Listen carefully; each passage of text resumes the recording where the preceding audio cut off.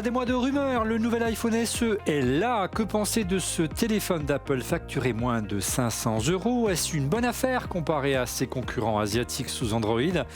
Retour également sur l'alliance surprise entre Apple et Google pour favoriser le développement et l'usage d'applications de traçage et lutter contre la pandémie du Covid-19. Faut-il applaudir ou s'en inquiéter?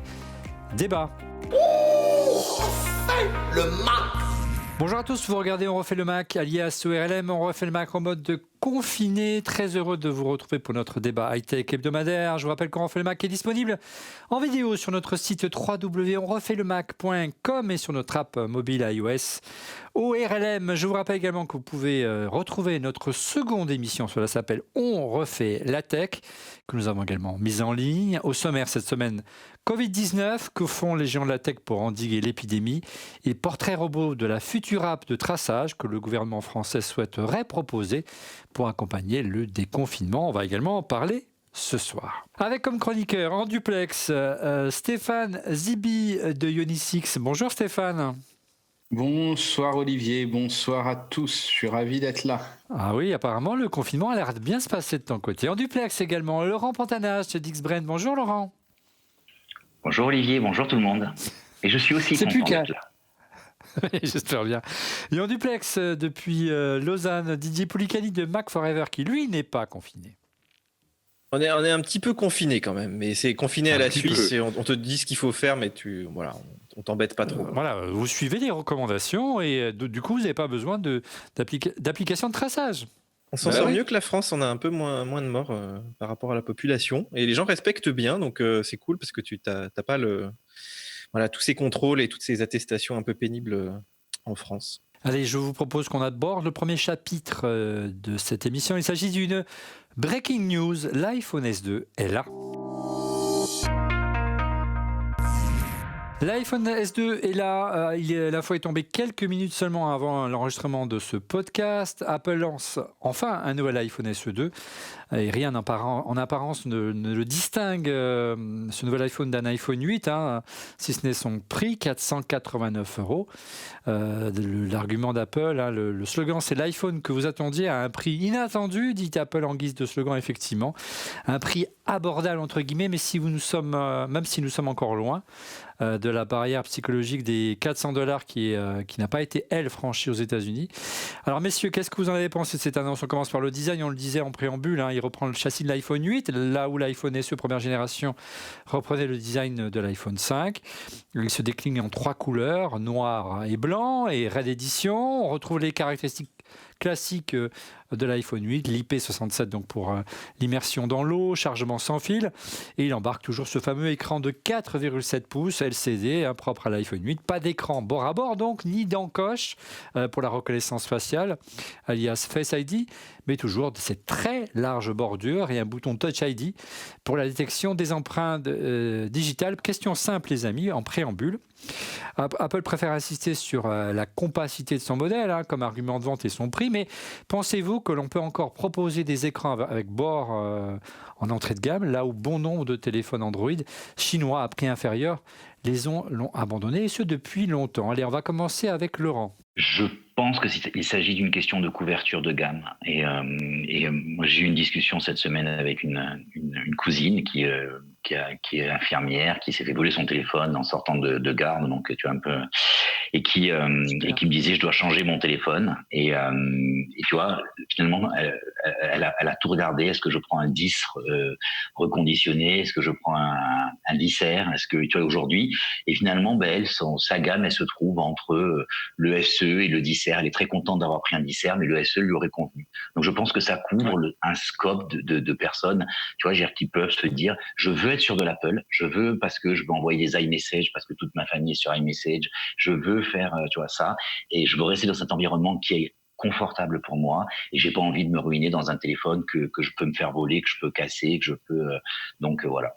Je pense que c'est l'entrée de gamme. Alors, Stéphane, est-ce que tu es d'accord avec l'analyse de Laurent, sachant que le design de l'iPhone SE deuxième génération reprend celui de l'iPhone 6, qui date quand même de 2014, 6 ans déjà, Stéphane? Oui, c'est vrai que c'est un form factor qu'on connaît, qui je pense a été amorti, donc je pense qu'à fabriquer il coûte beaucoup moins cher. L'intérieur est beaucoup plus moderne, donc je pense que ça pourrait en satisfaire plus d'un. Non, mais comme l'a dit Laurent, c'est vrai que ça complète bien la gamme que l'on a actuellement. Néanmoins, c'est vrai que je pense, vu l'attractivité du prix et vu comment ils ont présenté l'offre, alors je ne sais pas s'il était si attendu que ça, mais bon... il était très attendu par les opérateurs, en tout cas. Je raconterai une petite anecdote. Par les opérateurs, bien sûr. Je me doute, mais je pense que dès qu'Apple sort, entre guillemets, un téléphone entrée de gamme, qui soit bord à bord ou pas au bord à bord, le fait qu'il y ait toutes les fonctionnalités d'Apple, le fait qu'on soit confiné et qu'on va l'être quelques mois encore, avec des gestes et une grande volonté de connexion, etc., et que la plupart de nos amis ont aussi des iPhones, et on parlera de l'interopérabilité avec Android tout à l'heure, mais et de ce que ça pourrait engendrer. Mais derrière, ce qui va être important, c'est que beaucoup vont passer le pas, soit pour changer, parce qu'ils voulaient changer, ils avaient plus de téléphone depuis longtemps, soit ils ont cassé, comme une amie là m'a appelé il y a quelques jours, et je lui dis attends, tu vas te retrouver avec un nouveau téléphone, et là aujourd'hui, dès que je lui ai présenté le lien, elle a dit je vais l'acheter. Donc voilà, je pense que beaucoup vont passer le cap, et on prévoit, alors peut-être parce que nous sommes aussi dans cette situation, et c'est peut-être bien qu'il est lancé aujourd'hui, au moment où d'autres ne lancent pas de téléphone, etc. Je pense que ça va être probablement, en tout cas, je ne dis pas que je l'espère pour Apple, parce qu'ils n'ont pas besoin de ça pour être riches. Oui, ils sont déjà. Et par contre, je dirais juste un truc, s'il faut en acheter un sur les 3 couleurs, il faut acheter le rouge, parce que l'argent va au Covid. Très bien. Didier, ton analyse, on s'y attendait, hein, la rumeur l'annonçait que cet iPhone allait hériter du design de l'iPhone 8 et des composants de l'iPhone 11, c'est ce qui est arrivé. Ouais, bah, il le lance quand même dans un moment très compliqué parce que toutes les boutiques l'ont pas, dans les supermarchés, enfin dans tous les endroits où, entre guillemets, le public va pouvoir acheter ça, il va pas y être. Donc c'est vrai qu'en plus, ils ont le contexte économique. On le voit, les gens achètent moins quand même en ce moment. On pensait que les gens se rueraient sur les sites de e-commerce, mais pas tant que ça finalement. Donc c'est vrai que le contexte est compliqué. Après, c'est vrai que, en fait, mes collègues l'ont très bien dit, c'est-à-dire que c'est un téléphone de manière cartésienne. Nous, on pourrait pas l'acheter parce qu'il est beaucoup trop cher pour ce qu'il est, entre guillemets. Mais inversement, il n'y a rien en face. Donc, si tu veux de l'iPhone, tu es obligé de prendre un modèle comme ça. C'est vrai qu'à ces prix-là, là, je regardais un petit peu sur les autres sites, tu commences à avoir des Galaxy S8 qui sont quand même des beaux téléphones AMOLED bord à bord. Voilà, avec des écrans AMOLED bord à bord, exactement, oui. Et puis des caractéristiques photo supérieures également. Mais ce truc-là, enfin, là c'est le 8, hein, mais c'est vrai qu'à produire, ça doit valoir même pas la moitié du prix pour Apple. Alors il y a peut-être la puce quand même qui est pas mal, mais c'est un petit peu comme en fait Audi, si on te balançait l'Audi A3 de il y a 10 ans, enfin pas d'il y a 10 ans, mais il y a 5-6 ans, et puis on met quand même le dernier moteur dedans, puis on te dit voilà, t'as quand même une Audi, elle est neuve, t'es pas obligé de l'acheter sur bac. Non, Didier, je t'arrête tout de suite. Ça s'appelle une Skoda. mais t'as la prestance de ça, t'as la petite pomme derrière, et je pense qu'il y a effectivement des gens qui veulent quelque chose de neuf et qui s'en fichent en fait des caractéristiques. C'est-à-dire qu'en fait ce débat n'a pas lieu pour le public. Et d'ailleurs, on a fait un petit live juste après l'annonce, et c'était très rigolo de voir qu'il y en a qui disaient oui, mais c'est une arnaque, vous êtes des moutons, moi j'achète un Android, et tous ces gens qui disent ah mais non, mais moi c'est l'iPhone que j'attendais parce que je peux pas mettre 1000 balles, parce que même le dissert et tout c'est encore trop cher, 700-800 euros, c'est pas dans mon budget. Enfin, il y a plein d'étudiants, ils ont pas 800 balles à mettre là-dedans. C'est ce que me disait Monsieur X il y a quelques jours, voire quelques semaines maintenant, lorsqu'on débriefait un petit peu ensemble sur les sujets qu'on aurait pu faire avant le confinement dans cette émission. Et il disait vivement l'arrivée de l'iPhone SE, parce qu'il travaille pour un grand opérateur de téléphonie mobile aujourd'hui.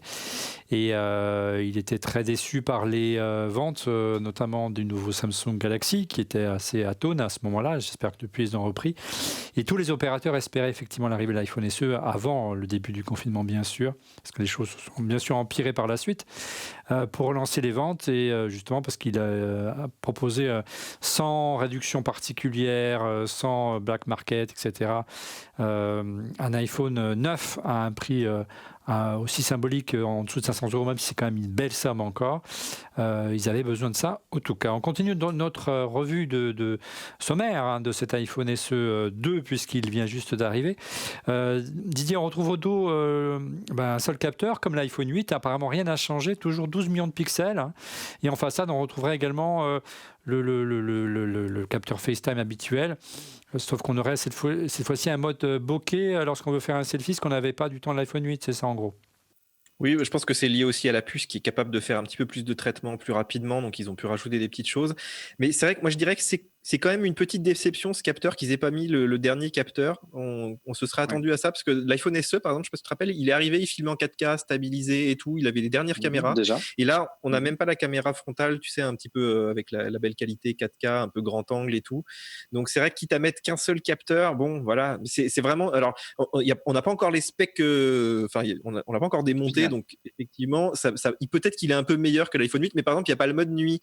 Tu vois, en 2020, pas de mode nuit sur un téléphone.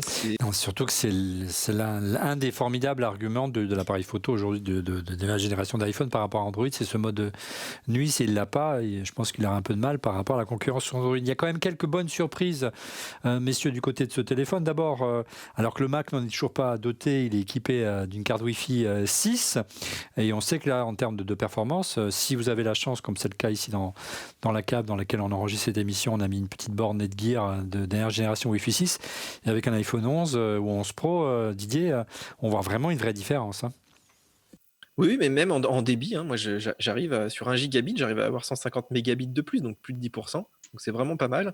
Puis après, voilà, je pense que les box vont bientôt être Wi-Fi 6. Mais à la limite, le Wi-Fi 6, s'il y a bien un téléphone où on n'avait pas besoin de ça, c'était plutôt celui-là. Donc bon, c'est rigolo. Je pense que c'est lié à la puce. Hein. Je pense que ça coûtait un peu intégré. Ouais. Donc voilà, ça leur coûtait pas trop cher de le mettre.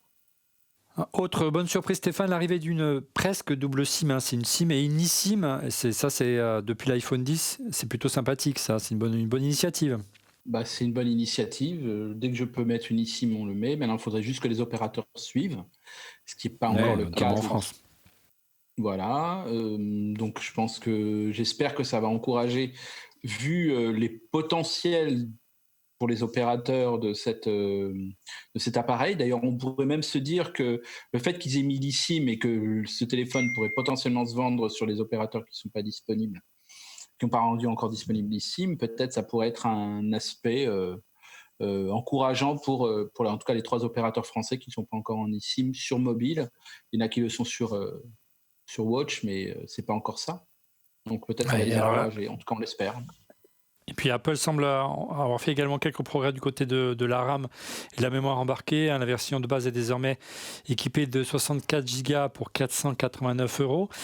Il se décline en 128 Go et 256 Go. La version 128 Go coûte 50 € de plus, 539 €. Et la version 256 Go est facturée 659 €, soit 170 € de plus que le modèle de base. On peut dire que le modèle à 128 Go, c'est presque la bonne affaire, hein, 50 € de plus. Moi, c'est le modèle que je choisirais. Alors, peut-être question à Laurent. Est-ce qu'on peut dire que c'est pas vraiment un... Alors, SE, on a toujours considéré que le SE était un téléphone low cost. Est-ce que tu considères que c'est un téléphone low cost ? Tu disais que ta cousine voulait en acheter un. Comment tu le perçois, ce téléphone ? Comment tu l'as vendu concrètement, sans jeu de mots, auprès de tes proches ? Non, encore une fois, je ne suis pas sûr que... Je pense que c'est vraiment l'entrée de gamme. Je pense qu'il fallait... et c'est ce qu'ils ont fait, hein. C'est ce qu'ils ont fait, la gamme SE, à chaque fois qu'elle est revenue. Elle est revenue avec je dirais, c'est le même pattern, hein, c'est le même modèle qui se décline, c'est-à-dire que grosso modo, ils prennent le form factor d'un ancien téléphone, 1, 2, 3 générations d'avant. Tu vois, j'ai au numéro, là c'est un peu plus, hein, parce que c'est celui du 6, si je ne m'abuse, du 8. 2014, donc ça remonte quand même il y a 6 ans. Ouais. Et par contre, avec dedans de la technologie plutôt récente, tu vois, souvent la dernière puce. Et j'aimais bien quand même l'image de Didier, quoi. C'est les gens qui veulent finalement, qui n'ont pas les moyens, qui vont vouloir s'acheter un téléphone, ils vont se dire ouais, mais la puce c'est le dernier. Ils vont pouvoir se raccrocher à quelque chose qui a une certaine modernité. C'est pas le design. Je vais te prendre un exemple. Je me pose la question de changer le téléphone de ma mère. Aujourd'hui, elle a un iPhone 8 et elle adore son téléphone. Il tient plus, la batterie tient plus et tout. Je me dis, ça peut être un super téléphone de remplacement. Elle en a rien à foutre des trois appareils photo derrière. Elle en a rien à faire tu vois, elle a juste besoin d'un téléphone qui fonctionne bien, qu'elle arrive à débloquer facilement et des trucs. Donc, c'est pour ça que, encore une fois, j'irai pas sur le low cost parce que, mais j'irai plutôt sur l'entrée de gamme. Tu combles c'est l'entrée de gamme. Alors, on n'a pas eu le temps de vous faire un petit sondage et de faire un appel aux questions pour cette émission, spécialement pour l'iPhone SE. On a fait plutôt un appel aux questions pour le sujet suivant qui va arriver dans quelques minutes. Mais il y a déjà quelques interrogations qui ont émergé via le compte Twitter d'Enfant le Mac. Et la question qui revient le plus, c'est faut-il lui préférer un iPhone 10R ? Il est quand même facturé au prix catalogue d'Apple, 220 € de plus. Quelle est ta réponse, Didier ? Oui, alors effectivement, le prix catalogue, il est un peu surfait parce qu'on le trouve régulièrement beaucoup moins cher. Je dirais pour à peu près 150 € de plus, à peu près. Enfin, ça dépend un petit peu des revendeurs, s'il y en a qui font du marché gris ou pas, en gros. Mais en fait, la grosse différence avec le 10R, c'est quand même l'autonomie. Parce que là, pour moi, c'est un peu aussi la déception. C'est-à-dire qu'ils ont enlevé 3D Touch. Donc théoriquement, ils ont un peu plus de place pour mettre de la batterie. Comme c'est pas quand même, tu vois, c'est un petit téléphone, hein. Et ben, Oui, j'ai tu pas gagnes l'impression. quelques L'autonomie minutes. indiquée, là, c'est la même. Et l'autonomie de l'iPhone 8, c'est une des pires qu'on a, hein, sur les iPhones. C'était vraiment la sale période. Donc ça s'est amélioré avec le 10, ça s'est amélioré après avec le 10R, mais c'est vrai que c'était Ouais. pas le point fort de ça. Donc voilà. Après, effectivement, l'intérêt surtout, mais ce que disait Laurent, pour justement les personnes un peu plus âgées qui sont effectivement les cibles de ce téléphone, c'est que je trouve que Face ID, par exemple, moi je vois ma mère, elle a du mal, je sais pas, tu vois, elle a tout le temps les mains dans l'eau, j'en sais rien, elle a du mal à avoir l'empreinte digitale qui marche. Et pour elle, Face ID, c'est la révolution, quoi. Et je trouve que c'est beaucoup plus simple d'avoir un téléphone qui est tout le temps. Avant, elle laissait déverrouiller du coup, tu vois. Et je trouvais que c'est vraiment sympa d'avoir Face ID. Enfin, vu la différence de prix, tu gagnes quand même l'autonomie, Face ID, l'écran quand même bord à bord. Ça fait quand même beaucoup de choses. Si tu as le budget, c'est vrai que c'est cool. Mais est-ce que ces gens, est-ce que le public de l'iPhone SE va se poser ces questions-là? Vraiment, je pense qu'il y en a beaucoup, hein, qui vont être un petit peu entre deux. Mais je pense que l'immense majorité, il va même pas se poser cette question. Ouais. Par contre, ce qui est surprenant, Didier ou Laurent ou Stéphane, c'est que ces dernières semaines, on avait eu quand même pas mal d'échos, de rumeurs comme quoi Apple allait sortir 2 versions de cet iPhone SE, puisque l'iPhone 8 se décline en iPhone 8 et en iPhone 8 Plus avec un écran de 5,4 pouces. On a même vu passer des photos de maquettes qui ne sont jamais arrivées. Est-ce que vous comprenez ce choix, de peur sans doute de cannibaliser justement l'iPhone 10R qui lui a des écrans plus grands, ou là encore l'iPhone 11, Laurent ou Stéphane? C'est vrai qu'on aurait pu penser qu'il y aurait que le 10R aurait disparu pour 2 modèles de SE. Mhm. Pourquoi pas, mais bon, déjà, c'est déjà bien qu'ils sortent à cette période-là, et surtout, c'est déjà bien qu'une partie des recettes aille pour le Covid, surtout. Laurent, Apple, on en parlait tout à l'heure, a choisi de lancer son nouvel appareil malgré la crise sanitaire, hein, qui paralyse la planète et les États-Unis en particulier qui sont durement touchés. Il semble qu'ils aient choisi de retarder un petit peu la sortie de smartphone, hein. Cela faisait une quinzaine de jours que Tim Cook avait vraiment le doigt prêt à appuyer sur le bouton pour le lancement, mais c'est difficile de faire un lancement dans de telles conditions, et le risque de rendre son lancement quasiment inaudible, hein, Laurent, j'imagine. Oui, sachant que sur le sol américain, les réactions sont vraiment partagées. Bon, la Silicon Valley a pris un coup sur la tête, hein.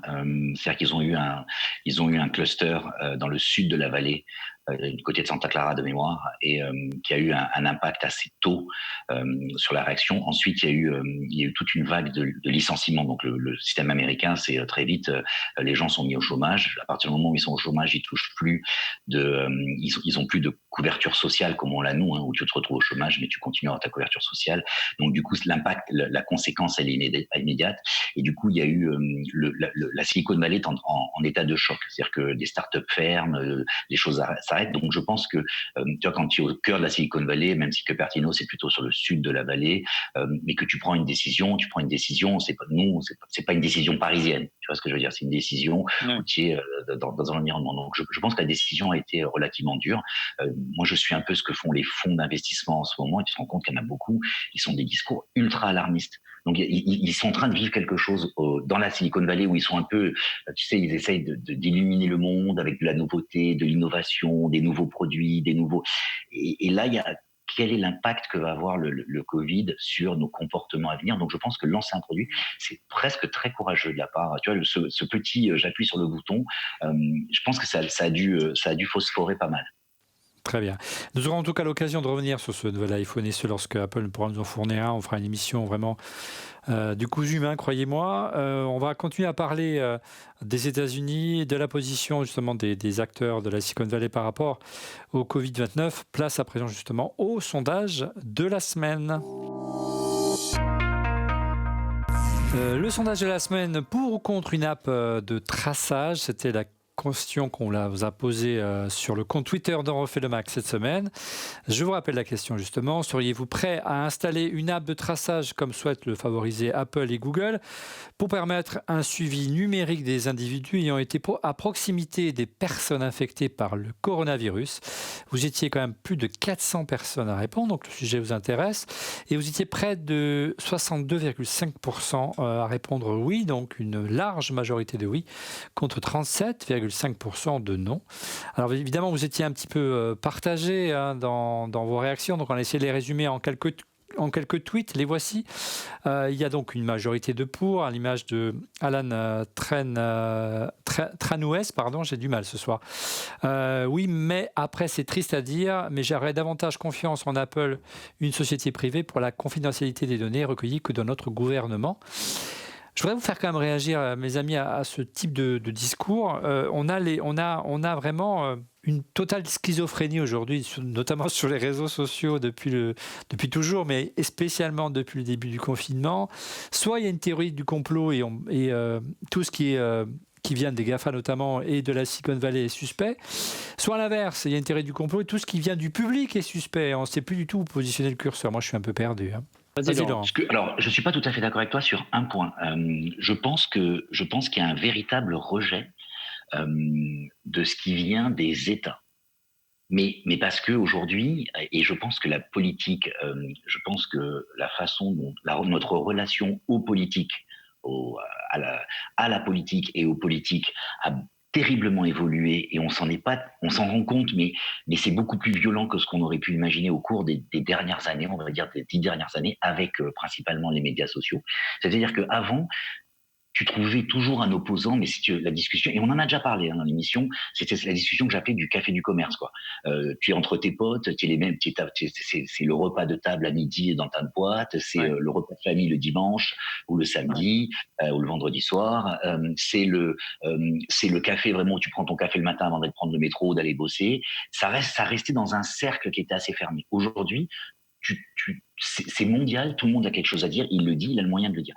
Donc du coup, la relation à la politique est dure et surtout, c'est très facile d'aller trouver des avis divergents, des oppositions à la bien-pensance. Donc du coup, ça augmente la perception de la théorie du complot. Avant, la théorie du complot, tu vois, tout peut être complot. Dès qu'il y a un truc, tu trouves toujours tout et son contraire. Ce qui fait qu'aujourd'hui, il y a un véritable rejet de tout ce qui vient des États. À l'inverse, je ne suis pas d'accord sur les GAFA. Oui, il y a un rejet sur les GAFA, mais néanmoins, l'application Facebook, elle est installée dans combien? Dans 2-3 milliards de téléphones, 2 milliards de téléphones sur Terre. Et finalement, tu es réellement traqué. Donc le paradoxe de la situation, c'est que tu ne vas pas faire confiance à ton État, celui dont tu dépends. Aujourd'hui, on est en France, c'est la France. Dans d'autres pays, ça sera d'autres pays. Mais par contre, tu n'hésites pas à avoir ton téléphone. Et comme je le disais dans une émission précédemment, ton banquier sait déjà tout de toi. Il sait où est-ce que tu es allé, qu'est-ce que tu as payé, qu'est-ce que tu aimes manger. Sur les infos bancaires, on a déjà énormément d'informations sur toi. Donc pour moi, en plus, tu le payes. Oui, en plus tu le payes. Ce que je veux dire, c'est que aujourd'hui, on devrait, entre guillemets, y aller plutôt les yeux fermés sur le fond. On devrait juste se méfier de la forme. C'est-à-dire que sur le fond, l'idée initiale, la volonté initiale, elle est super bonne. Tu vois, on ne devrait pas se poser de questions. La finalité, c'est de nous. On va y arriver, Laurent. On va y arriver. Voilà, mais on n'en est pas encore là. C'est juste avoir la réaction. Mais après, on va faire la liste des pour et des contre dans un instant. Toujours la liste des pour sur Twitter. Une réponse de... Je n'arrive pas à lire son nom. 1000 excuses sur le retour parce qu'il est écrit de mauvaise couleur, mais c'est pas grave. On le mettra dans l'incrustation. Sujet très délicat, mais cela a fait ses preuves en Corée du Sud. Le traçage a permis d'éviter énormément de contamination. Si les données sont correctement anonymisées, je pense que je pourrais l'installer et cela peut éviter la propagation. Donc je pense que ça résume assez bien les 62% et quelques des gens qui ont voté oui. Du côté des non, regardez, du côté de Jeton Bajrami, non, je trouve que c'est le moment où la technologie dépasse l'utilité et le service à l'humain et se transforme en puce espion. On peut faire confiance à Apple sur la protection des données, pas forcément à Google ou encore moins à certains autres États plus ou moins autoritaires. En gros, c'est ce qu'on disait à l'instant avec avec Laurent, il a très bien illustré, mais c'est quoi un État plus ou moins autoritaire? Mais passons. Enfin, dernier argument du non, du moins pour ce soir, dans cette partie, que ce soit géré par une entreprise privée n'est qu'un paramètre. Je verrais bien les recommandations de la Chaos Computer Act prises en compte, comme le code rendu open source audité par des organismes étatiques. Effectivement, tout simplement rendre open source ces applications de sorte qu'on ne peut pas avoir effectivement une volonté derrière de pouvoir exploiter les données par une entreprise privée. Et puis, allez, on en rajoute une, même si moi je ne souscris pas à ce que dit Mickey M. Gab. Un peuple prêt à sacrifier un peu de liberté pour un peu de sécurité ne mérite ni l'une ni l'autre et finit par perdre les deux. C'est signé bien sûr Benjamin Franklin. Oui, enfin, c'est pas parce qu'on va ouvrir du Bluetooth dans un téléphone qu'on va être prisonnier. On va en parler. Retour sur l'annonce de l'alliance surprise entre Apple et Google. Que proposent exactement les deux géants de la Silicon Valley? Comment cela marche? On va essayer de décrypter tout cela ensemble. Alors messieurs, que proposent Apple et Google? Je cite le communiqué de presse de Google et Apple. C'est vraiment une surprise parce que c'est quand même deux entités qui ne s'aiment pas beaucoup. Google et Apple, ils sont quand même concurrents sur beaucoup de points, notamment sur Android face à iOS. Google et Apple annoncent donc travailler ensemble pour permettre l'usage de la technologie Bluetooth afin d'aider les gouvernements et les agences de santé à réduire la propagation du virus, avec au cœur de la conception de la confidentialité, la confidentialité des données et la sécurité des utilisateurs. Donc le premier point à retenir, si j'ai bien compris, c'est qu'Apple et Google veulent favoriser la publication d'apps de traçage, mais basées sur la technologie Bluetooth et non en utilisant la géolocalisation des opérateurs ou encore le big data. En clair, Google et Apple s'engagent à ne pas exploiter les données. Et on peut dire même que c'est une technique qui est déjà utilisée, et notamment à Singapour. On a vu que ça fonctionnait relativement bien. Qui veut s'exprimer sur ce sujet? Vas-y Stéphane. En fait, ce qui est juste un petit peu délicat, je peux comprendre les réponses des personnes qui ont répondu sur Twitter, mais c'est vrai que dans tous les pays où ça a été mis en place, ça a été efficace. Je vous donne juste un exemple, c'est un pays qui n'a pas encore été cité, parce que ça a été un des premiers à utiliser la techno, et ils utilisent la techno pour tout. C'est en Israël. Et en Israël, l'appli... C'est un peu récurrent ces exemples chez toi, Stéphane, mais bon. Je sais, mais l'appli, elle a fonctionné. Non, mais tu regarderas dans les classements, dans les classements, c'est un des pays qui s'en sort entre guillemets le mieux. Pour deux raisons. Un, ils ont fait des tests, beaucoup de tests, et surtout, ils ont mis cette application, leur application, très rapidement dans la vie des gens. Je te donne un exemple. Tu es dans un magasin, un supermarché, et que dans ce supermarché, tu as été proche de quelqu'un qui a été atteint du corona. Toi, même si on sait que tu ne l'as pas, tu vas aller 14 jours dans un hôtel et on va te tester 3 ou 4 fois pour voir, et il faut que tu sois négatif. Parce que on sait que tu as été proche de cette personne-là. Donc là, on va un peu plus loin que l'anonymisation. Ouais, et surtout, il faut insister sur un point, c'est l'utilisation du Bluetooth. C'était vraiment le cœur de l'application qui était utilisée à Singapour notamment, mais par contre, elle était perfectible. Il y avait des problèmes d'autonomie, parce que quand vous avez le Bluetooth allumé et qu'il n'est pas optimisé, c'était assez compliqué. Il fallait que, en tout cas j'ai lu, mais il faudrait en discuter avec des gens qui l'ont utilisé là-bas, il fallait que l'écran soit tout le temps allumé, donc forcément l'autonomie était relativement biaisée, donc il fallait que les éditeurs d'OS, que ce soit Google ou Apple, puissent favoriser l'émergence de ce type d'application, et apparemment c'est ce qui a été fait, Didier, tout simplement. Ça n'a rien à voir avec les techniques utilisées par les GAFA qui exploitent les métadatas ou encore les données personnelles par les opérateurs mobiles. C'est du Bluetooth. Mais en fait, ce qui est amusant avec le Bluetooth, c'est que à la base, c'est une technologie assez ouverte, mais comme effectivement, il y a plein de gens qui sont mis à l'exploiter pour des buts commerciaux, pour tracer justement. Apple et Google les ont un peu verrouillés à leur sauce, et du coup, sans Apple et Google, en fait, on peut quasiment rien faire. Et ce que tu viens de dire est exact. C'est-à-dire que dans ces pays-là où il y avait ce traçage, il marchait quand même assez mal. C'est-à-dire que c'est pas. Je rebondis sur ce que disait Stéphane. Ça a participé dans ces pays-là à ce que ça fonctionne, mais c'était pas. Ça fonctionnait parce qu'il y avait beaucoup de tests. Apparemment, il y a plein de paramètres qui font quand même que. C'est pas qu'un seul paramètre. Mais ça a beaucoup aidé. Et effectivement, ça imposait des contraintes. Donc aujourd'hui, en fait, si on veut travailler, on n'a pas trop le choix. Puis si on veut le faire vite, surtout parce que tu vois, le temps qu'on pose la question, est-ce qu'il faut faire, est-ce qu'il faut pas le faire, et quelle techno on utilise. Moi, je pense que la position des gens aussi sur le manque de confiance du gouvernement, c'est aussi les capacités techniques. Il y a, toi, on a du mal à faire les tests, on a du mal à faire des applis. Même ta petite attestation, là, le temps qu'elle sorte en numérique, c'est quand même pas un truc très compliqué.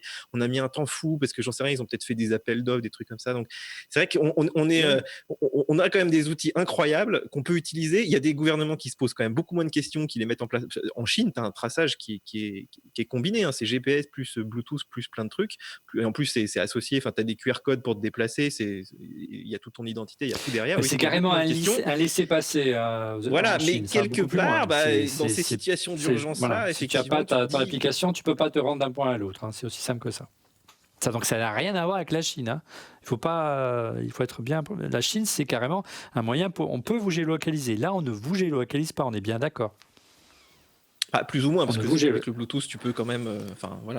On sait simplement. T'as des qui sont capables de géolocaliser un petit peu. Mais d'ailleurs, l'objectif, c'est de savoir si tu es à proximité d'une personne qui serait infectée. Il ne s'agit pas de savoir à quel endroit tu te trouves. Simplement, à un moment donné. Il y a aussi le principe des immeubles. Hein, quand tu es en intérieur, le Bluetooth, ça te permet d'avoir toujours ce contact que tu n'as pas. Le GPS, tu ne le captes pas à l'intérieur. Le Wi-Fi, il n'y en a pas forcément partout. Donc il y a aussi ce paramètre-là. Mais inversement, tu vois, moi, j'aimerais bien, par exemple, dans mon immeuble, savoir si, j'en sais rien, il y a 3 personnes qui l'ont, il y a les 3 quarts qui l'ont. Ce serait intéressant comme données aussi à avoir, tu vois. Oui, éventuellement. Oui, Laurent. Moi, je voudrais juste dire 2 choses. Aujourd'hui, l'utilisation du Bluetooth pour de la localisation, en tout cas à des usages variés, existe, y compris dans l'univers public. La ville d'Ajaccio, que tu connais bien, s'en sert pour calculer les embouteillages. Et donc, par exemple. Donc aujourd'hui, ça existe. La vraie problématique derrière, je voulais juste faire un point sur certains pays. Il y a certains pays qui ont rendu ça semi-obligatoire, mais à partir du moment où tu étais contaminé, ça devenait obligatoire. J'ai peur que dans nos sociétés plus relativement latines, tu vois, on est des gens. On le voit avec le masque. En Asie, dès que les gens sont malades, ils portent le masque pour protéger les autres. Tu vois, nous, quand tu portes le masque, on a l'impression que tu vas mourir. Les gens, ils traversaient la rue. Je te parle pas du confinement. Tu vois, c'est quoi ce mec qui porte un masque qui va mourir parce qu'on n'a pas la culture. On te regarde de travers. Ouais. La question que le masque, dans les pays asiatiques, on le porte pour protéger autrui. Hein. Exactement, tout à fait. Parce que les gens sont déjà malades, tout à fait. C'est pour ça que je te dis, je ne suis pas sûr que dans l'application, les gens jouent le jeu à partir du moment où ils seront malades, tu vois, du style, tu vois, oui, mais il va m'arriver quelque chose, on va savoir, tu vois, je porte l'opprobre sur mon dos, là. Donc, du coup, j'ai une certaine inquiétude sur l'usage en amont, non, mais c'est en aval où ça m'inquiète. Bon, en tout cas, rappelons-le, après, on n'est pas obligé de croire les géants du web et des GAFA, mais c'est sur la base du volontariat, voilà. Donc, a priori, la couleur est affichée. Et dans un premier temps, il y aurait 2 niveaux dans la proposition d'Apple et Google. La premier étage de la fusée, c'est que les 2 sociétés vont s'associer pour lancer des API qui permettront l'interopérabilité, c'est dur à dire, entre appareils Android et iOS. Utilisant des apps provenant des autorités de santé de différents pays. Hein. Donc, en clair, qu'on ait un iOS, qu'on ait un Android, ces applications développées par les différents gouvernements respectifs pourront communiquer entre elles, que ce soit un Android ou un téléphone de chez Apple. Hein. Et ça va tout à fait dans la ligne de ce qu'a annoncé le gouvernement plus récemment par la voix de son secrétaire d'État à l'économie numérique, Cédric O, ou plus récemment par la voix d'Emmanuel Macron, le président de la République, à savoir qu'il y aurait une application qui serait en préparation et elle s'appelle Stop Covid. Bref, comment ça marcherait ? Vous l'avez bien résumé, hein, il y a des petits schémas qu'on a réussi à se procurer à droite à gauche, notamment des schémas qu'a mis en ligne Apple et Google. Il n'y aurait pas donc de géolocalisation, mais des déterminations uniquement si des personnes se sont croisées ou que l'une d'elles est malade. On le voit dans ces petits schémas. Hein. En clair, si vous êtes amené à croiser une personne qui est susceptible d'avoir attrapé la maladie ou qui a été détectée positif, eh bien, de manière régulière, les informations sont croisées et vous recevez une notification comme quoi il y a un risque que vous ayez été contaminé. Donc ça, c'est le premier étage de la fusée. Hein. La seconde conduira à l'intégration du système de traçage au cœur même des systèmes d'exploitation iOS et Android cette fois-ci. Je ne sais pas qui veut en parler. mais Laurent ou Didier, mais j'imagine qu'on en serait un petit peu plus pour la WWDC. C'est-à-dire il y a toujours des applications, mais le système de gestion serait intégré au sein même des systèmes d'exploitation. C'est bien ça. Oui, non, mais enfin, on en revient en fait à ces problématiques de technologie, c'est-à-dire qu'eux, ils maîtrisent toute la chaîne, donc forcément, il n'y a que eux qui peuvent générer les petites clés anonymes. Il faut aussi leur faire confiance entre guillemets aveugles, hein, parce qu'on n'aura pas accès, je pense, aux bases de données et tout derrière, aux interactions entre iOS et Android, entre leurs data centers. Donc, il y a une relation de confiance aussi à avoir avec ça. C'est pour ça que ça fait débat aussi aujourd'hui, hein, c'est qu'on peut se reposer quasiment que sur eux. Donc, Mais ouais. au-delà, Didier, ça pose une question parce que si ça c'est intégré, encore une fois, au système d'exploitation, il faudra être prudent parce qu'on sait que d'abord, tout le monde n'installe pas les dernières versions du système d'exploitation, donc, et tout le monde n'est pas à égalité. On sait qu'il est parfois plus difficile d'avoir le système d'exploitation Android, enfin du moins de l'installer sur un Android que sur un iOS. C'est plus facile sur les iPhones, puisqu'il n'y a qu'une seule marque de téléphone et beaucoup moins de modèles. Et puis, on sait que généralement, sur des téléphones plus anciens, on n'a pas les dernières fonctionnalités des systèmes d'exploitation, hein, parce qu'ils vieillissent, ils n'ont pas la puissance nécessaire. Et les téléphones anciens, c'est souvent des téléphones des tout jeunes ou des tout anciens. Donc, il faudra être vigilant sur ce point-là, en tout cas. Oui, ce qu'il faut expliquer aux gens, c'est qu'en fait, leur téléphone, ils vont borner tout le temps avec le Bluetooth. C'est ça qui va se passer. Donc, il faut activer cette feature qui va être, alors peut-être sur Android, ce sera peut-être juste tu vois, j'en sais rien, un composant qu'il faudra rajouter via une installation d'application, quelque chose comme ça. Chez Apple, ce sera forcément une mise à jour. Mais effectivement, ça va imposer pas mal de démarches de l'utilisateur. Moi, je suis comme Laurent, je suis assez perplexe sur toute la chaîne, jusqu'où vont aller les personnes pour faire ça, si on nous l'impose pas, en fait. Alors, il y a beaucoup d'arguments contre cette annonce, à la fois d'Apple et de Google, ou encore contre l'app Stop Covid du gouvernement. Je propose que l'on les passe en revue encore une fois, mais d'abord place au busomètre. Didier, quelles sont les rumeurs qui ont le plus, ou les infos qui ont le plus buzzé du côté de Mac Forever cette semaine? Bon, forcément, je t'ai mis l'iPhone SE, voilà. Tu t'es pas vraiment... Non, c'est pas... C'était l'Arlésienne. Non, mais on l'attend tout le temps. C'est ça, donc ça y est, c'est sorti. Moi, le premier à qui j'ai pensé, c'est à toi, Didier. Quand j'ai reçu le communiqué de presse d'Apple, j'ai dit, ça y est, Didier va pouvoir... Mais surtout que, en fait, toutes les semaines, on nous dit qu'il va arriver. Avant, c'était tous les mois, mais maintenant, c'est toutes les semaines. Non, mais je sais plus, je crois que c'était Laurent qui disait ça tout à l'heure, mais ça a dû être une intense réflexion pour quand le sortir, parce que là, actuellement, sur les chaînes d'infos, ils vont pas parler de l'iPhone. Donc, ils vont être quand même dans le creux de la vague.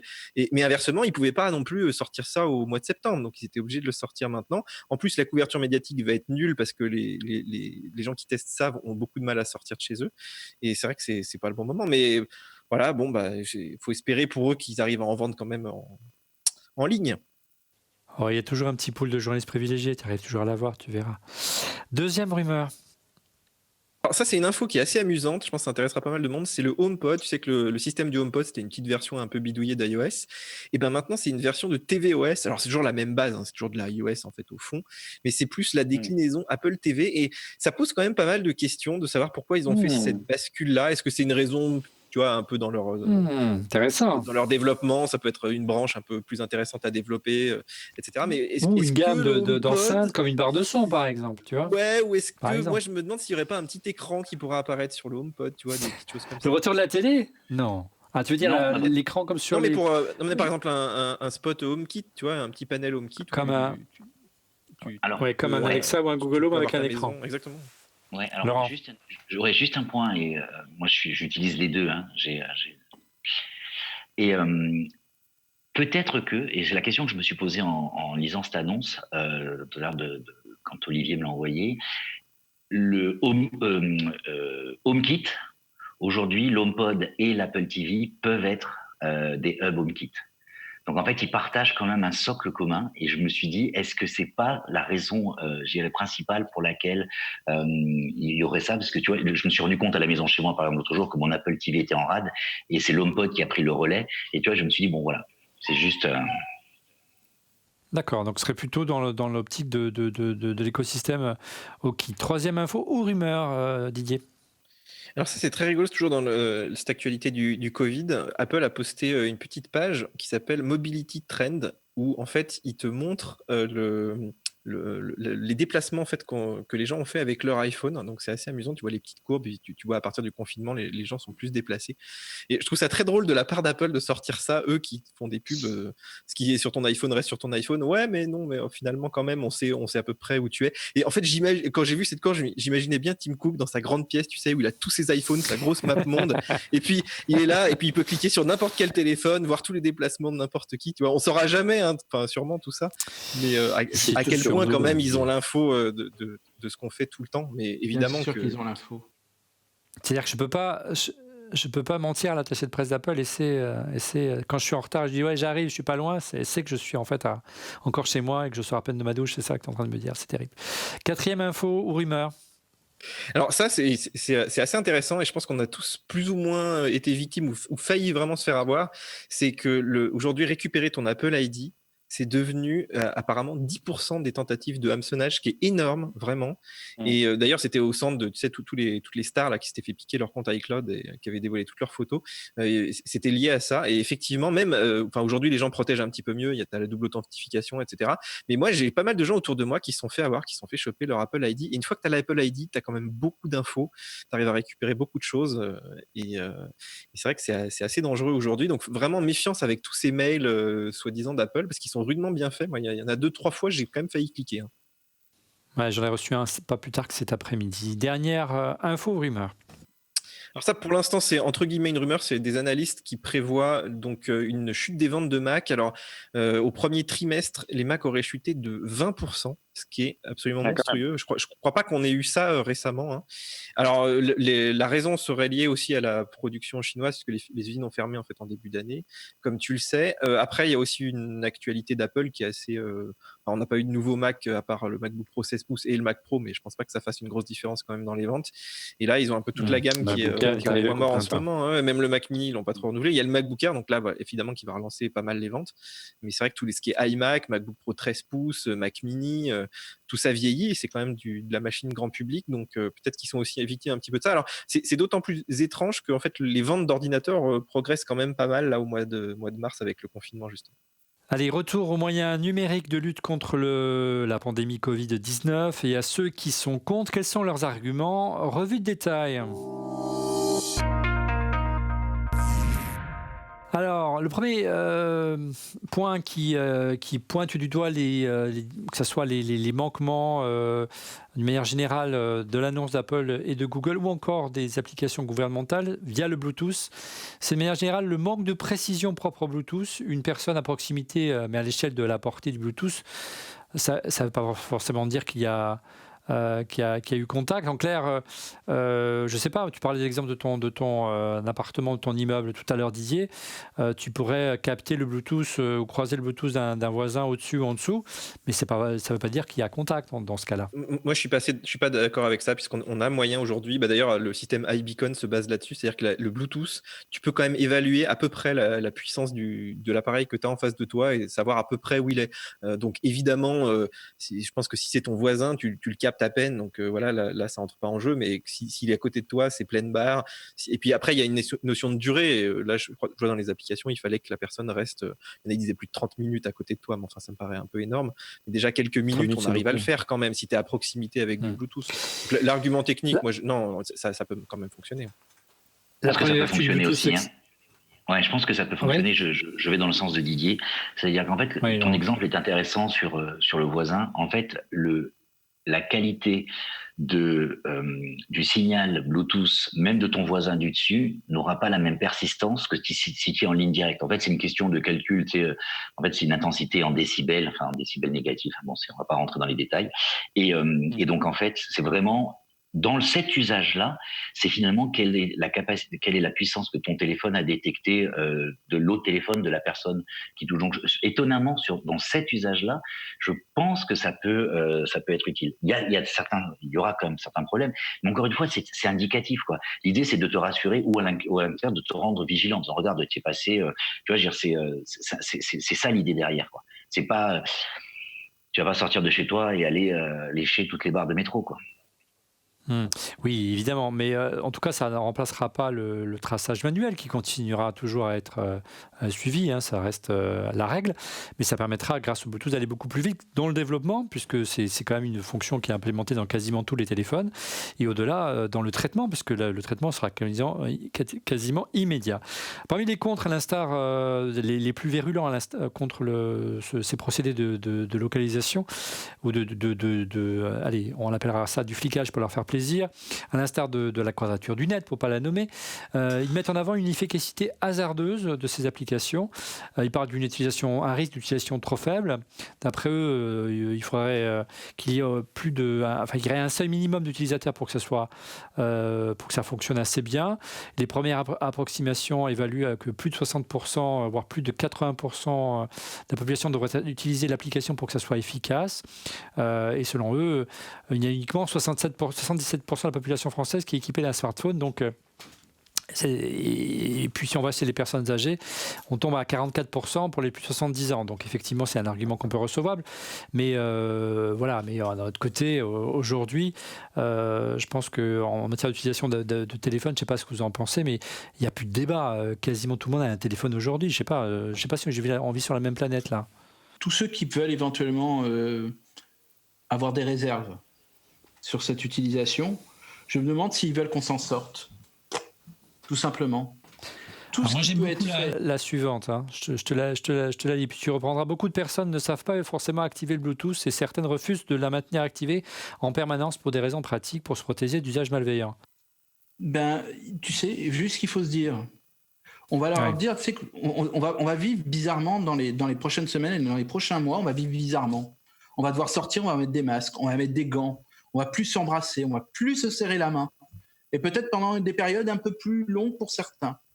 Le temps qu'on arrive à nos fameux 60% de personnes qui ont été touchées en contact avec ça, pour qu'on soit une véritable barrière contre ce fichu virus, tant qu'on n'a pas ce vaccin.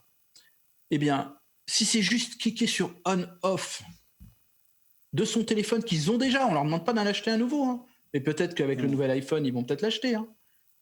Sincèrement, est-ce qu'ils vont encore nous casser la tête avec tout ça? Ils veulent guérir ou ils veulent mourir? Ou contaminer les autres? Moi, ça m'énerve énormément. Comme tu peux le dire, tu m'as rarement entendu parler comme ça. Les gens qui sont contre la vie. Et alors, je vais me faire l'avocat des partisans du non. Hein. Pour eux, nous sommes dans une période d'urgence et quand on est dans une période d'urgence, on risque de mettre le doigt dans un engrenage qui risquerait de sacrifier certaines de libertés. Alors, ils mettent en avant des risques de discrimination. En clair, les personnes n'utilisant pas l'application risqueraient de ne plus pouvoir travailler ou accéder à certains lieux publics librement. Alors, encore une fois, ça, on l'a vu en Chine, mais on n'est pas en Chine, que je sache. Bon... Ça peut arriver un jour, mais on n'est pas en Chine et comment vous dire, quand ils auront des gens proches qui auront été touchés et qui auront été même pour certains même décédés, peut-être ils comprendront et ils diront ah ouais finalement la liberté, la mort, ah ouais bon ok très bien, je préfère la vie. Ça revient toujours, je dirais, j'ai l'impression qu'il y a deux. Alors je continue à lister les arguments. Discrimination particulière grave. Également, ils craignent qu'il y ait une discrimination, que ceux qui n'auraient pas installé l'application ne pourraient pas accéder aux tests sérologiques. Ok, mais bon, pourquoi pas, mais bon, allez, allons-y. Et puis, une des craintes qui est pas mal récurrente, mais c'est pas uniquement pour cet exemple-là, mais c'est vrai qu'on en parle souvent via les réseaux sociaux, via le compte d'En refait le Mac, c'est concernant la surveillance. C'est vrai qu'on constate souvent quand il y a des mesures sécuritaires et liberticides, et quand elles sont prises dans des situations d'urgence, eh bien, elles sont rarement remises en cause, mais voilà, donc ils ont peur qu'une fois que ce soit là, on s'y acclimate, et une acclimatation sécuritaire pourrait développer sur des choses qui seraient déployées à plus grande échelle. Et on pourrait imaginer que les gouvernements veulent rajouter des fonctions encore plus coercitives, voilà, avec un contrôle individuel, on peut tout imaginer évidemment, hein. Et puis pourquoi pas aller plus loin jusqu'à le système de reconnaissance faciale qui est utilisé à grande échelle en Chine. On peut tout imaginer jusqu'au dernier argument des comptes qui est le solutionnisme technologique. L'application renforce la croyance aveugle, je cite, dans la technologie et la surveillance comme la principale réponse aux crises sanitaires et écologiques. En clair, ce n'est pas le cas. moi, je ne sais pas quoi répondre à cela. On a un outil à notre disposition, pourquoi s'en passer? Encore une fois, on fait l'effort d'essayer de contourner les outils de base qu'ont tous les opérateurs mobiles, à savoir la géolocalisation. Il suffit d'appuyer un bouton pour savoir où vous êtes. On ne le fait pas, et c'est tant mieux. Google et Apple ont tous les moyens de vous géolocaliser, encore une fois, en appuyant sur un bouton, parce que vous avez répondu dans les conditions d'utilisation à plein de critères qui font qu'aujourd'hui, on peut vous géolocaliser facilement. Ils ne le font pas. On met en place une solution parallèle autour du Bluetooth et on trouve encore comment dire, des arguments ou des inquiétudes. Moi, j'ai l'impression, messieurs, pour conclure, que de manière générale, il y a à la fois, c'est vrai, cette théorie du complot qui revient en permanence pour ou contre les gouvernements, pour ou contre les GAFA, et au-delà, une culture propre à la culture Internet. Et là, il faut revenir au fondement d'Internet il y a déjà presque 30 ans, qui veut que l'Internet est un univers libre, qu'on ne peut pas non seulement surveiller, il ne s'agit pas de ça, mais qu'on ne peut pas régler. C'est-à-dire que voilà, on est tous égaux sur Internet, que ce soit, vous connaissez tous cette théorie qui veut qu'on soit un grand groupe de presse ou un petit grand groupe de presse, que ce soit un petit site Internet comme un autre, on doit être égal, et c'est très bien. Mais et c'est vrai que cette culture-là est très imprégnée chez les fondateurs du web. Je ne sais pas, Laurent, si tu veux en dire un mot. Je sais pas. Moi, je voudrais rebondir sur ce qu'a dit Stéphane. Et moi, j'ai été choqué sur la docilité du peuple français à l'annonce du confinement. Je trouvais j'ai trouvé que nos démocraties et notre démocratie, enfin la démocratie française qui est réputée comme étant, on réalise pas combien elle est fragile. C'est-à-dire que grosso modo, on te dit, il y a un État qui te dit restez chez vous enfermés, et finalement tout le monde reste chez soi enfermé. Je dis pas qu'il fallait pas respecter, je dis juste que tu te rends compte que tu peux plonger dans une sorte de totalitarisme rapidement, et ça, à l'inverse, le fait qu'on résiste sur la durée efface mon étonnement initial. Moi, j'habite place de la République, et je peux te dire, je donne sur la place de la République, et on a beau dire ce qu'on veut, il y a des moments où il y a un peu plus de monde, mais ça n'a rien à voir avec ce qu'est la place de la République au jour le jour. Donc du coup, sur la durée, on s'étale. Maintenant, pour rebondir sur ce qu'a dit Stéphane, c'est moi, dans l'absolu, je pense qu'en situation de crise telle qu'on l'a maintenant, l'État devrait pouvoir dire, jusqu'entre maintenant et le 15 juin, on va mettre en place, on va suivre, on a demandé aux opérateurs, on a demandé une injonction aux opérateurs pour nous fournir les données. Pas les données, on va pas les exploiter, elles seront effacées à la fin du 15 juin, mais on a besoin pour sauver des gens, pour sauver le truc de mettre ça en place. Là, on reste toujours sur, on veut pas choquer, on veut pas. Il y a le Premier ministre qui va devant une commission d'enquête, on est en plein milieu de la crise, et le mec il se fait cuisiner pendant 4 heures ou 5 heures devant une commission pour savoir ce qu'il y a à faire. Paradoxalement, alors que je suis pour les libertés, je serais pour un contrôle mais hyper violent. C'est-à-dire, tu vois, au téléphone près, et du coup, tu aurais des informations sur des clusters, sur des zones où il y a eu des risques, et tu donnerais une information qui serait précise aux gens en disant votre téléphone s'est trouvé aujourd'hui, à un moment donné, autour de quelque chose. Prenez soin de vous, vérifiez si vous avez des symptômes, faites-vous connaître. Mais par contre, sur une durée qui est effectivement limitée. Oui, tu déclares l'état d'urgence, en clair. Exactement. Et ils l'ont déclaré aux États-Unis, et puis on sait qu'en France, on en parlait ensemble, il y a un article qui donne tous les pouvoirs au président, qui s'appelle l'article 16, en cas de situation d'urgence, et la Constitution a été faite par des gens qui n'étaient pas forcément des dictateurs, mais voilà, je pense pas que Michel Debré était un dictateur quand il a écrit la Constitution, mais c'est vrai qu'en 58, il n'y avait pas de smartphone. Peut-être le mot de la fin auprès de Didier, qui d'ailleurs ces montagnes de l'autre côté des Alpes, là-bas en Suisse, peut-être quel est le regard qu'on porte sur ce débat aujourd'hui, alors que le confinement est quand même beaucoup plus souple. Tu en parlais en amont de cette émission avec nous, Didier. Comme je rejoins totalement ce que dit Laurent, c'est-à-dire que j'étais très surpris de voir qu'on a accepté en France une espèce de totalitarisme d'un coup, être prêt à être enfermé. C'est quand même violent d'être enfermé, c'est la liberté première d'aller et venir, etc. Et que les gens respectent au terme ça. totalitarisme. Non, mais bien sûr, on est d'accord, mais tu vois, c'est quand même, on te prive d'une liberté quand même assez fondamentale pendant une durée assez importante, plus la conséquence économique. C'est pour te sauver la vie, a priori. Voilà, sur des bonnes raisons, mais les totalitaristes ont quand même toujours des bonnes raisons derrière. Hein. Mais c'est vrai qu'on a accepté ça, et après, on va aller faire la fine bouche sur un petit peu de suivi temporaire de téléphone, alors que ça fait partie quand même des solutions. Aucune solution n'est idéale, mais plus soft, quand même.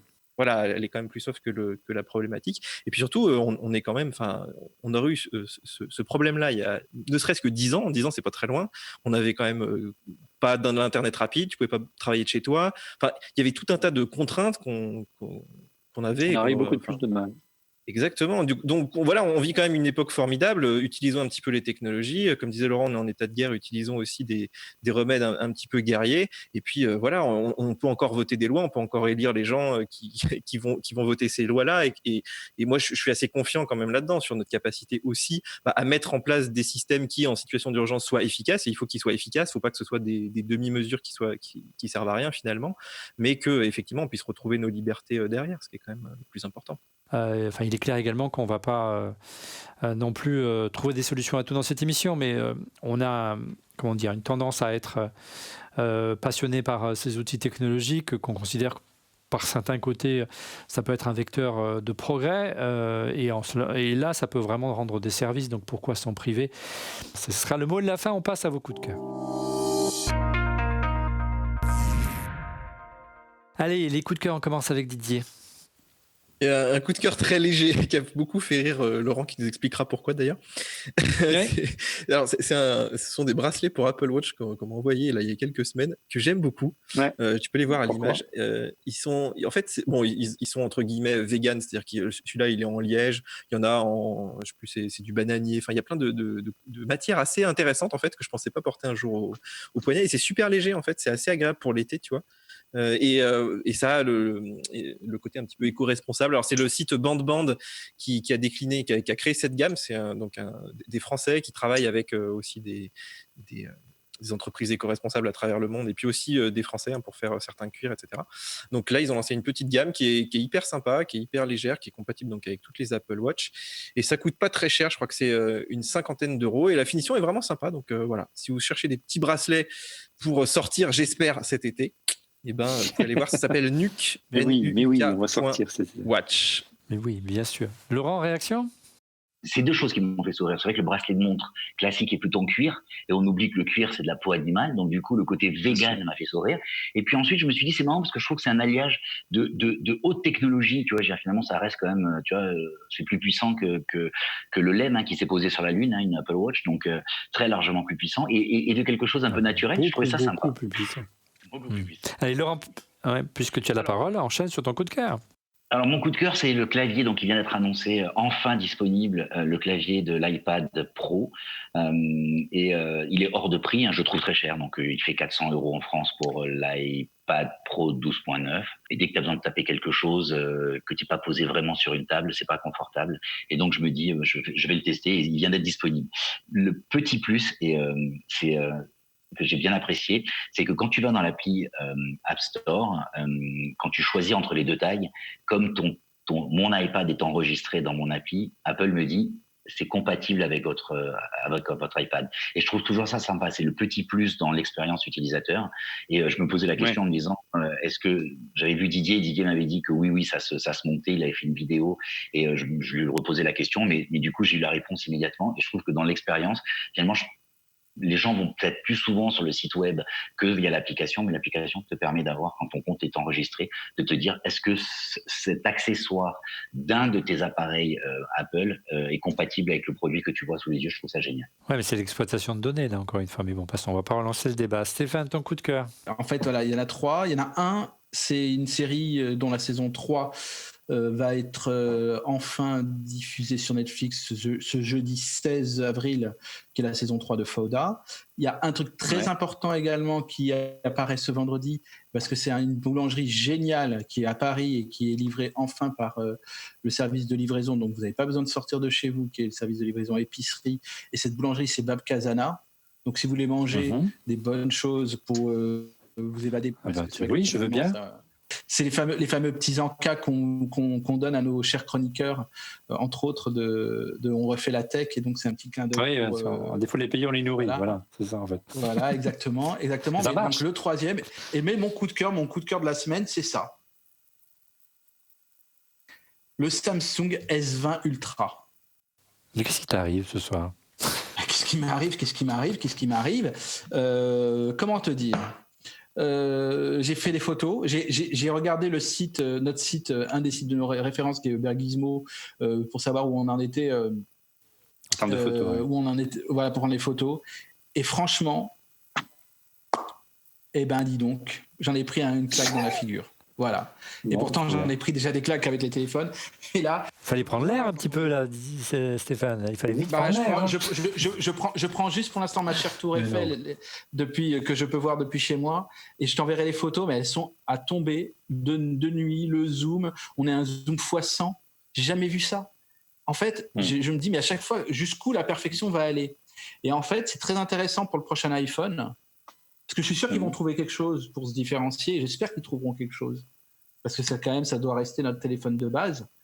Mais franchement, ils ont peut-être, c'est facilement la meilleure des choses pour Apple, parce qu'ils ont un lièvre, comme dans n'importe quel, et en général, c'est celui qui est derrière le lièvre qui court et qui gagne la course. Et là, je pense puis ils ont des moments de sortie qui sont différents. En septembre pour Apple, plutôt au printemps pour Samsung.